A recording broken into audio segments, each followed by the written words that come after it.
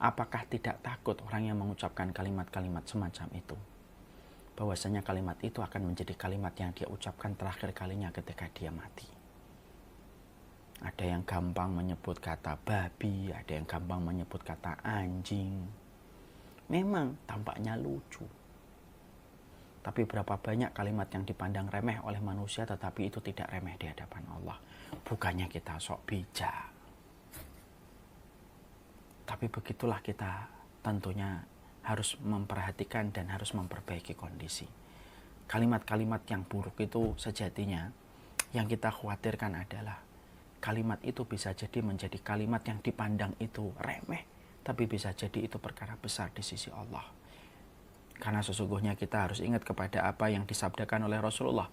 Fa innal abda la yaqulu bil kalimah ma yara fiha ba'san illa ab'atahullahu minhu sab'ina kharifan.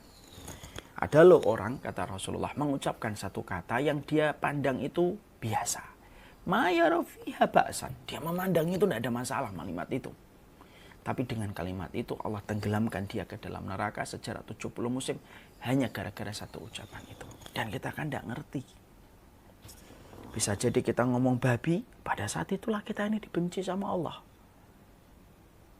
Bisa jadi ketika seseorang mengatakan anjing, pada saat itulah kemudian dia dibenci oleh Allah. Dan yang kita khawatirkan, manusia akan dimatikan sesuai dengan kebiasaan-kebiasaan yang dia lakukan, baik dalam perbuatan ataupun ucapan. Orang yang sering menyebut kata anjing dan babi, mungkinkah akan mengucapkan kalimat la ilaha illallah di akhir kehidupannya ketika dia selalu membiasakan kalimat anjing? Walaupun dipelesetkan dengan berbagai macam hal. Apakah orang yang kemudian ketika dia terbiasa mengatakan babi gitu, apakah kemudian kalimat itu apakah dia bisa mengucapkan la ilaha illallah kalau dia membiasakan kalimat babi? Bukankah Rasulullah bersabda kepada kita, man asya ala syai' mata ala syai'. Orang yang terbiasa atas segala sesuatu, maka dia akan dimatikan dengan kebiasaan yang dia kerjakan dan dia lakukan. Dan itu yang sejatinya kita khawatirkan. Itulah perkara yang menjadikan kita harus mengerti. Kalau sudah ucapan, setidaknya kalau kita tidak bisa mengucapkan kata yang baik, setidaknya jangan biarkan lisan kita itu mengumpat dan menghujat walaupun itu dalam bentuk permainan dan senda gurau. Karena sungguh akan datang satu hari ketika kita tidak lagi mampu mengendalikan lisan kita, kecuali yang mengendalikan lisan kita itu kebiasaan kita. Saya ulang kembali untuk teguran bagi saya. Akan datang satu hari ketika kita tidak lagi bisa mengendalikan lisan kita, kecuali yang mengendalikan lisan kita itu kebiasaan kita. Dan kita tentunya sangat khawatir sekali kalau kebiasaan kita dalam keburukan, maka keburukan itulah yang akan dia keluarkan dari kata-kata sebelum dia berpisah raganya dari dunia.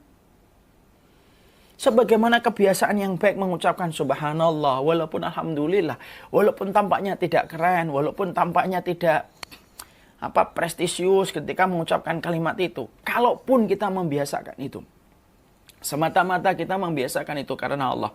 Dan kita faham betul akan datang satu hari ketika kita tidak lagi mampu mengendalikan lisan, tetapi lisan dikendalikan oleh kebiasaan kita.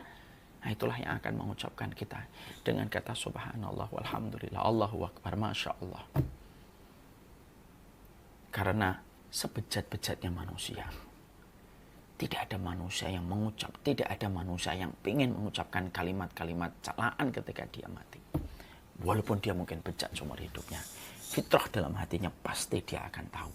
Dia tidak akan rela untuk mengucapkan kalimat itu ketika akan meninggal dunia.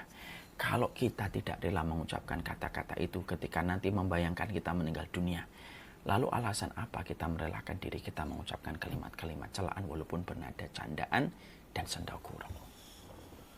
Kalimat yang baik itu membentuk kebiasaan. Dan kebiasaan itulah yang kita harapkan datang mengalir kepada lisan kita ketika akan datang satu hari. Rasa sakit berat yang kita dapatkan tidak lagi mampu mengendalikan lisan kita, tapi lisan kita akan dikendalikan oleh kebiasaan apa yang kita ucapkan. Makanya kalau ada orang latah, saya khawatir. Jangan-jangan latah itulah yang nanti diucapkan di akhir kehidupan. Kalau saya sering mengucapkan kata-kata yang buruk, kita khawatir kata-kata buruk itulah yang nanti kita ucapkan ketika kita menuju kepada proses sakaratul maut ketika meregang nyawa. Pernah saya sampaikan kan di sini, saya pernah bertanya sama dokter itu.